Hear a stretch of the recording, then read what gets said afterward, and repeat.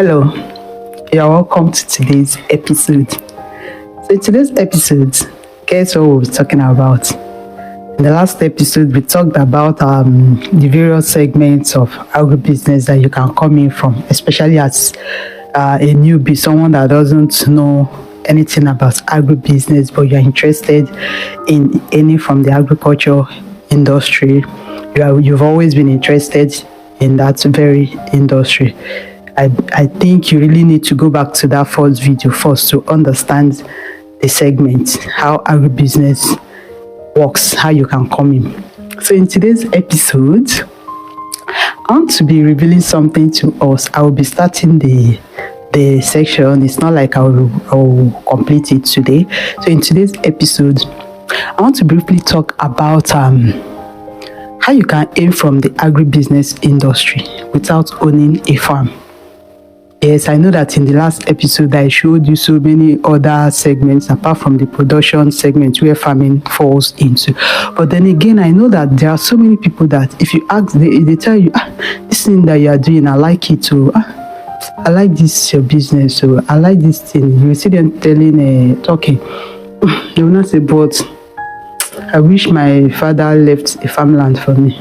I wish I have access to space. Which I would have been doing this, I would have been doing that. No, it doesn't work like that. So that is why I'm bringing this up in this episode. Let me bring it up early in the whole tutorial thing so you get to know about it. Yes, you can actually earn from agribusiness even if you do not own a farmland. You can earn. Yes, it's very, very possible. Very possible to build your own, carve out your own niche and start earning. There are so many things you can do, and those are the things I want to discuss in this episode. So how far? I know we talked about telling people about this channel and subscribing. I hope you have subscribed to this channel. I hope you have talked to people in your sphere that are interested in agribusiness about this channel. So let's shoot. One of the ways you can earn in agribusiness without owning a farm is through service provision. Yes, you love farm work, you love what they do at the farm, you love how they produce, they grow crops, the real life lifestyles. One of the ways you can partake is through providing service for those that are already involved, those that already have space, those that already have farmlands. You can come into agribusiness, you can earn, you can make your own money from that area. You provide service to them. Now let's look at this service provision. Let's take time to really bring it down to the ground level so everybody will understand it. Now, as farmers, there's one problem we always have, and that is the problem of manpower. Yes, manpower.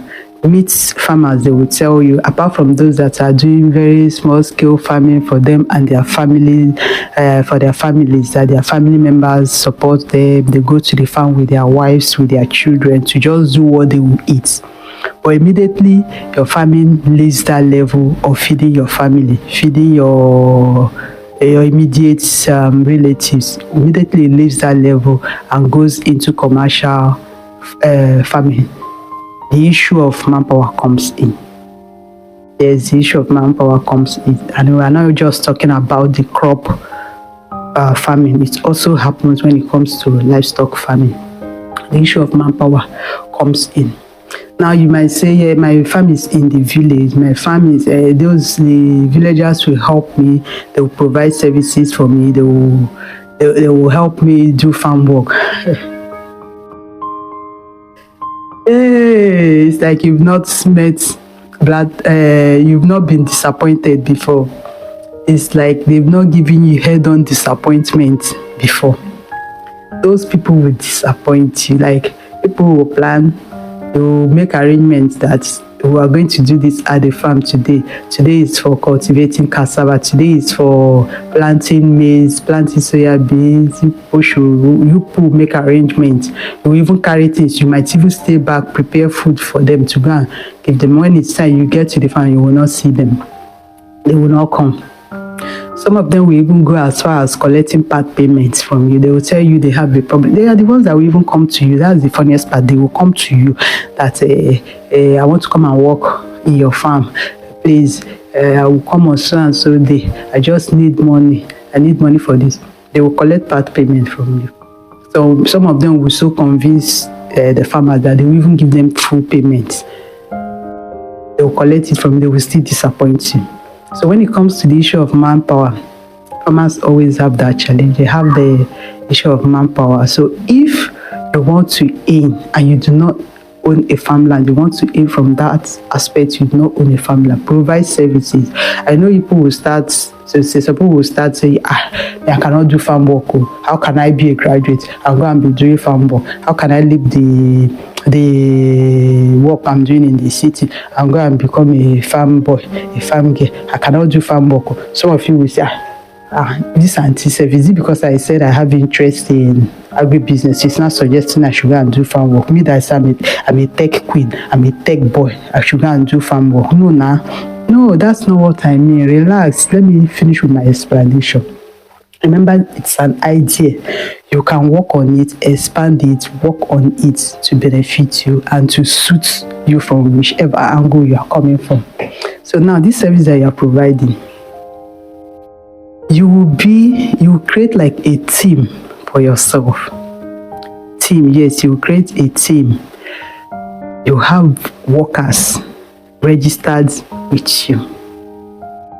Now you already have yourself. It is you that is representing the whole idea. So it is you that will step out there to look for the commercial farmers, to look for those that require these services. The secret is, if you are able to provide these services, farmers need these services, but they do not, because of the disappointments. If you now, as an individual that has integrity, can just come up and tell them, I have an agency, I have a group, I have a business, I have a company, that all we do is to provide workers, is to provide manpower for you during the planting and harvesting season. This is how it works. Do you want to be part of register with us? Do you want? No, you do it like the graduate you are. You do it like that tech boy, tech girl that you say you are, that you don't want to do the work yourself. You understand? But prior to that, you have organized your team. You have your team of workers. When I say team of workers, you go out there, source for these boys, source for these women that can do farm work, that can render those services. Source for them. When you source for them, you have to source for the serious ones, not the ones that when they tell you, when you send them to farm A, they will get to farm A. Somebody in farm B will tell them, I will pay you higher than what farm A is paying you. They will cross over to farm B and start making negotiations. Not those kind of farmers, not those kind of team, no, those kind of team members. No, that is not what I'm talking about. I'm talking about you going out there, source for workers. They are working with you. So you are like the one paying them. They are working with you. They know how it works. They know that when you say go, they should go. When you say come, I'm not saying you should use a soldier man power on them. No, that is how work actually should be. So you source for these workers. When you source for them, everything has been organized. You sort them into the services they can actually render. You know them. You know the numbers you have. You know that for people that will do this, I have this number. For people that will do this, I have this number. You sort them out that way. Then you go out there. Go out there. Introduce your agency to the commercial farmers around you, or even not around you. If you go online, you can connect with commercial farmers. You travel, you go out there, meet the commercial farmers, let them know that yes, you can bring in workers even if they are not in your cities. When it is time, your workers will come. Once they know you can be trusted, once they know that if this man tells us he's sending us 10 workers, this is actually sending us 10 workers. Like there, you are in business. You are in business and you'll be making money and you don't own a farm. And you're also helping some other people make money, because if they were just within their locality, they will not have those opportunities. That is the truth. they are within their localities, they will not have those opportunities. But you now, you have gone out to market this service to other people. They will have the opportunity of traveling all around to do work, plenty work. They will never have any time in their calendar that they do not have farm work to do. That is one way you can earn if you do not own a farmland and you want to earn from agribusiness. You can earn by providing such services. That is not the only service you can provide. That is just one of them.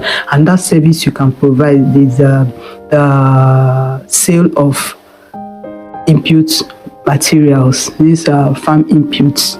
When we talk about farm inputs, those are the things that are used for production. We are talking about seedlings. We are talking about fertilizers. We are talking about herbicides. We are talking about chicken feeds. All those things that are used for production, those are the inputs. So you can actually render service. You can provide services by selling those things, by the sale of those input services. And achieve that. You can also earn from the agribusiness through that way. We almost don't own a farm. We almost don't have access to farmlands to lease before we can earn from the agribusiness. That is how it works. You can also earn from sale of farm inputs. You can earn from leasing of farm inputs. There are some farm inputs that farmers cannot afford to buy. Yes, we have the planters, the harvesters, we have the tractors and all that, all those equipment, machineries. It is not every farmer that can afford to buy those items, even the commercial farmers. It is not all of them that can. They are still, thing about farming is we keep growing. You will not just suddenly become someone that is already at the top suddenly. So at every level you are, you might need something that you do not have. So what do? We lease. We go out there to lease it. So you can come in as to earn in agribusiness by leasing those equipment, those machineries. If you have the money, just like in the logistics segment I talked about in the last episode, that I said you can bring in trucks, you can bring in trailers if you have the money to purchase those things to help in the logistics segment. So also in this case, in this leasing of machines and equipment, yes, if you have the funds, you have access to those things, you can actually lease it to the farmers, and yes, you will make good money. It is also a way of earning from agribusiness. If you have space, you can build poultry houses under your land, under your farmland. Build poultry, build enough of it. There are people that will want to rear chicken, but they do not have space. They can come and lease those space. They will pay you for it. They will lease those space and they will pay you for it. That way, you are also earning from the agribusiness. If you don't want to partake in the entire process, that way you too can earn from the agribusiness segment, agribusiness sector, agribusiness industry. Yes, that is another way to also render service and earn.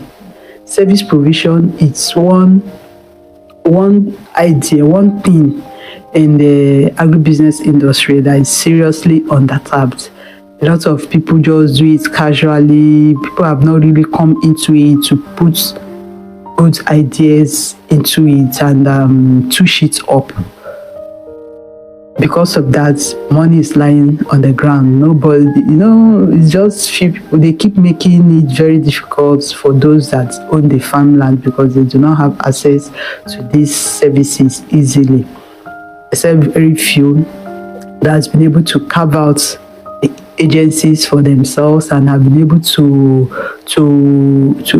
grow to an extent that commercial farmers use them regularly. If you hardly see agencies going about looking for jobs, because once 2-3 commercial farmers grab them, they are covered for the entire year. They don't even have anybody to give out to any other new person again. So you can come in from that aspect.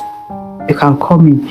So, and apart from that, now in service provision, I have talked about rendering services to the farmers by getting workers for them. I've talked about sale of input materials to the farmers. Yes, you sell those input materials. Even inside of the input materials that you are selling, inside of it, there are still so many jobs that can be carved out from it. There are still so many opportunities that can still be carved out from it, and you see it from it. There is still plenty of it. I talked about leasing equipment, farm equipment, leasing farm machineries to the farmer. There is also another one of operating these farm equipment. Operating farm equipment. It's not every farmer that knows how to operate farm equipment. Those are the things you can come in as an agency to do. You come in there. You can come in as a consultant. You consult for farms and all that. There are so many ways you can earn in agribusiness if you do not own a farmland. Do not limit yourself and say, I want to partake in agriculture. I don't have farmland. Then you sit back. No, there are so many ways you can earn. Have we even talked about agro commodity agents? Have we talked about that one? We have not even talked about that one. I'm still even talking about service provision, just the services that you need to provide. The one is just to sit in your house and provide service. You must not even be at the scene of where it's happening. It's just the ability to organize it very well. You organize it, send people out there to do those things, and you make your money. You also know you can actually provide service for processors. Yes, you can provide services for processors, those that are processing the agro products into semi-finished or finished goods. You can provide services. You can provide services for them. Most processors, especially those the small scale processors, we have small scale processors. We have to start from somewhere. Most of them do not have have not grown to the stage of getting the equipment, like the hydrators and all that, all those big machines. Those equipments are expensive, so some of them have not grown to that level. You can come in there if you have the money. I'm talking to investors now. You can come in there, locate them. You can have a collaboration with them and all that. Even if you do not want to do that, you can open a place of your own, like a factory where you process agro products. Your own is for them to come there, process, and they pay you. Locate areas where they farm cassava in large quantity, areas that have a large cassava farm base. I tell you, if you go to such areas and you establish like a garri processing factory, you will make it there. You do not have farmland, but you're also in from the agribusiness. You open up places for processing for processors. They will come there. You too that cannot afford to open those places for the processors, you can operate those machineries. You can work in those factories, provide service by operating those machineries, by doing those things that those people come there to do, render service to those people that come there to do it. You also make money from it. It's agribusiness. I don't know if it's only me that is seeing what I'm seeing. I'm seeing a lot of opportunities, and I'm happy that more people are beginning to understand that agriculture is not a poor man thing. Agriculture is not a local man thing. Everybody can come into agriculture. There is always a place for us all to, there is space for us, all of us, to play in this agriculture. There is space for us all to play. It's just that we need knowledge. A lot of people need knowledge. They don't even know that these kind of things can happen. They need knowledge, and that is what this channel is for. We are here to share knowledge. We are here to talk about these things. So if you are still here, or you're just watching this video for the first time and you've not subscribed to this channel, I want you to hit the subscribe button. Yes, you need to hit the subscribe button, and don't forget to put on your notification. It's very important. As you are subscribing, you're putting on your notification so that anytime I drop tips on agribusiness, you will be the first to get a notification. You'll be the number one. I'm your number one. You'll be the number one to get a notification. We have to build this community. A lot more people need to understand what agriculture and agribusiness is, because that is where the secret lies. Thank you. See you in the next episode. I love you.